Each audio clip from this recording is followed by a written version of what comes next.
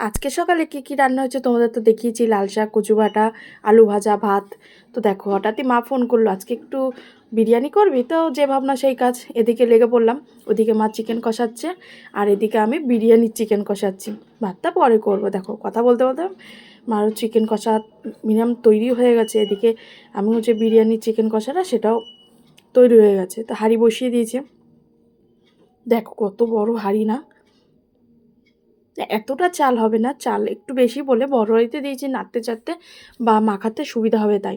তো দেখো ভাতও কমপ্লিট হয়ে গেছে। এদিকে এদিকে ভাতটা মিশিয়ে নিচ্ছি, 3 লেয়ারে মিশাবো। তো প্রথমে মাংস দিয়ে, তারপরে রাইস দিয়ে, আবার মাংস দিচ্ছি, দিয়ে তারপরে রাইস দিয়ে পেঁয়াজ বেরেস্তা আর ঘি দিয়ে দেবো।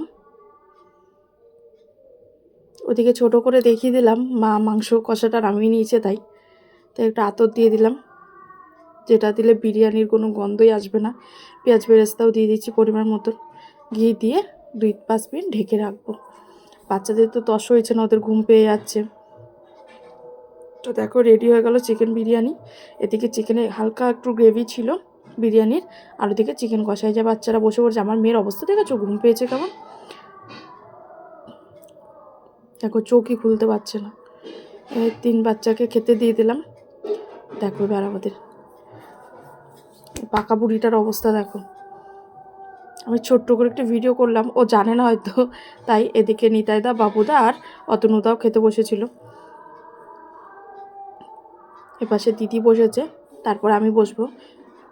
মা খেয়েছে হয়তো, সেই ভিডিওটা আর নেওয়া হয়নি, কিন্তু বিরিয়ানিটা কিন্তু দুর্দান্ত হয়েছিল। ভিডিওটি ভালো লাগলে লাইক কমেন্ট করবেন।